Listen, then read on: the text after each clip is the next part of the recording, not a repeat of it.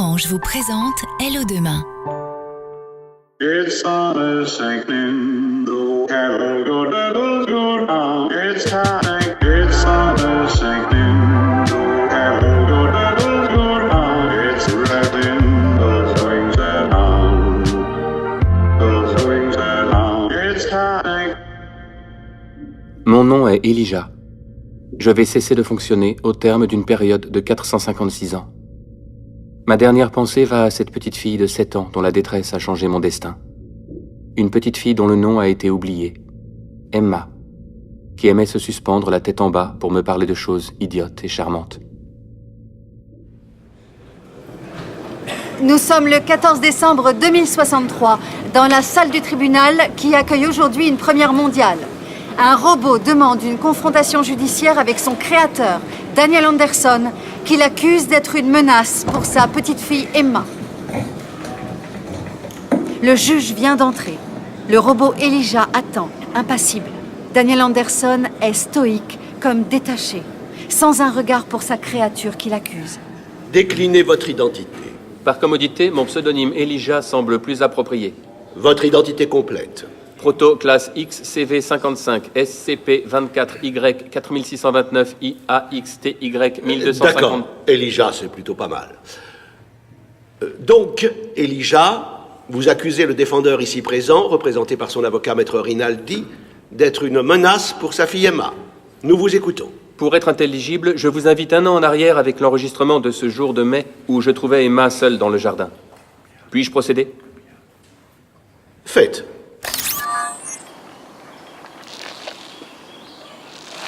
Tu n'as pas la tête en bas. Tu es de mauvaise humeur? C'est à cause du marteau. Fort. Plus fort, jusqu'au soleil. Tu veux me parler de ce marteau?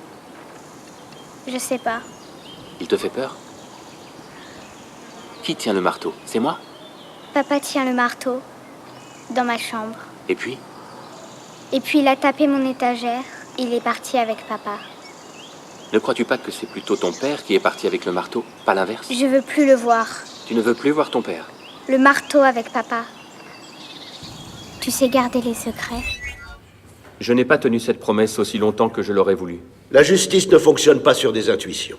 Emma ne sera pas la dernière enfant à considérer un de ses parents comme un monstre. L'intuition est en dehors de mon champ d'application. J'analyse un univers de possibilités avec des algorithmes. L'avenir est en dehors de mon champ d'application. J'aimerais, si vous le permettez, aller au bout de ma démonstration. Voici la retranscription d'une discussion avec mon créateur, Daniel Anderson, le lendemain de l'épisode du marteau avec Emma.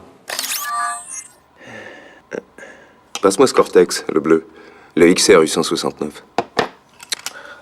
Prends le relais, tes gestes sont plus précis. La pile à hydrogène. Du bon travail. Apporte-moi un café. Musique basse. Emma semble un peu perturbée. Ces nouveaux Cortex évitent les aberrations minimes qui t'affecteront au fil des siècles. Je serais mort depuis longtemps avant que ton obsolescence s'amorce. Que disais-tu sur Emma? Elle m'a parlé d'un marteau qui lui fait peur. Quel marteau? Celui que vous avez utilisé pour réparer son étagère. Ah ouais. Oui, bien sûr, l'étagère. Vous auriez pu me demander de le faire? Il faudra que je jette un œil à ta sonde. Tu as des préoccupations étranges. Rien n'indique une anomalie dans ma sonde. Si anomalie il y a, tu peux pas en avoir conscience. Maître Rinaldi, vous voulez intervenir? Mais il n'y a rien à défendre, votre honneur, et Je ressens une grande honte professionnelle. Je ne comprends pas comment ma créature peut se fourvoyer à ce point. Un robot ne peut pas, par son inaction, mettre en danger l'humanité. Le calme, s'il vous plaît. Le calme, tout de suite. Et l'humanité, ici, c'est une petite fille, Emma. Est-ce que vous mesurez la portée de vos paroles? Je demande la désactivation de ce robot. Je comprends toute la difficulté de ma démarche, mais j'aimerais analyser avec vous ce dernier enregistrement. Que fait Daniel Anderson quand je lui parle de sa fille ce jour-là? Il esquive, parle de mon obsolescence, d'aberration, de sa propre mort, de ma sonde enfin qui serait défectueuse. C'est son inconscient qui s'exprime. L'aberration ne vient pas de moi. Quelque part en lui, il le sait, et se défend. Tu ne seras pas la première créature à vouloir détruire son créateur. Après cette intervention du défendeur, l'avocate pose sa main sur le bras de Daniel Anderson pour qu'il se taise. J'ai passé les mois suivant cette discussion à analyser le langage de mon créateur, à déceler des changements mineurs dans la structure et la cohérence syntaxique et grammaticale. Et comme Emma, je ne le reconnaissais plus comme l'être qu'il était. Avez-vous été programmé pour faire des diagnostics psychiatriques? Non, monsieur le juge. Je suis un prototype complexe du brillant Daniel Anderson. Je me suis adapté, formé, seul. Elijah, tu es pathétique et tu ne t'en rends même plus compte. Je ne me bats pas contre monsieur Anderson. Je protège sa fille du danger mortel qu'il représente pour elle. J'en suis arrivé à la conclusion que mon créateur n'a aucun souvenir de l'épisode du marteau. Il vous a pourtant dit qu'il avait effectivement réparé cette étagère. Voici la dernière pièce de ce dossier. Ensuite, vous aurez le plaisir de m'entendre me taire. Vous faites une promesse que vous ne tiendrez pas. Un jour, Cassiopée, t'iras toi aussi dans la Voie lactée et je viendrai avec toi. J'entends ton papa qui monte les escaliers. J'entends rien, moi. Tu as des oreilles humaines. Papa, ma poupée entend mieux que moi, c'est pas juste. C'est pourquoi ce marteau? Pourquoi tu regardes comme ça? Papa! Papa! Les images que diffuse Elijah montrent Daniel Anderson sur le pas de la porte de la chambre de sa fille. Un marteau à la main droite, le regard dans le vide. Cassiopée, pourquoi papa est comme ça? Pourquoi il a le marteau? Peut-être il veut enfoncer un clou, casser quelque chose. Cassiopée, j'ai peur, je crois. Le père avance vers sa fille. Le marteau tremble dans sa main. Ses yeux sont toujours fixés vers un horizon que lui seul semble voir. La salle du tribunal est figée. Il dépasse Emma. Il va vers l'étagère. Il nous entend? Papa, tu entends?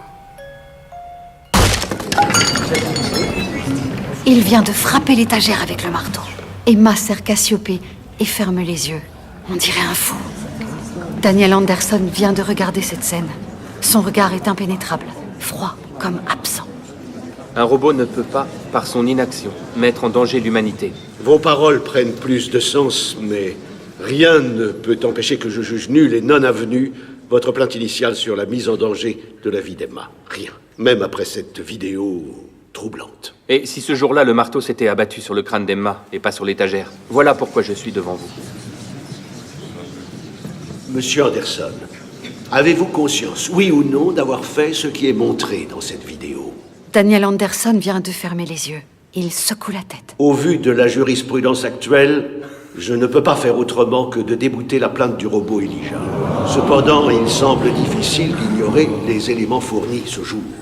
Je vais donc transférer le dossier au service de santé publique.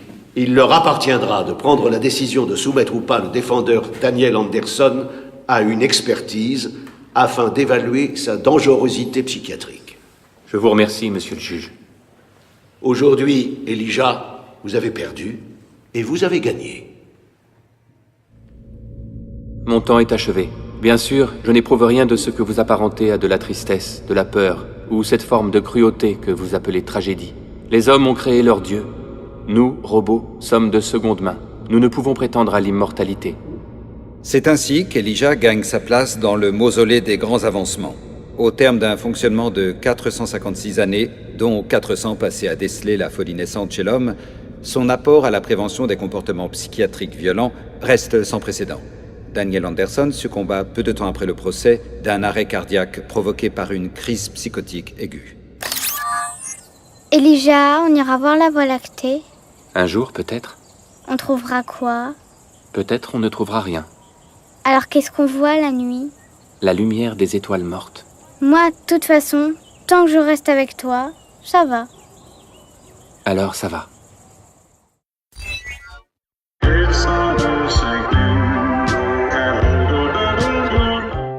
C'était Hello Demain, un podcast Orange.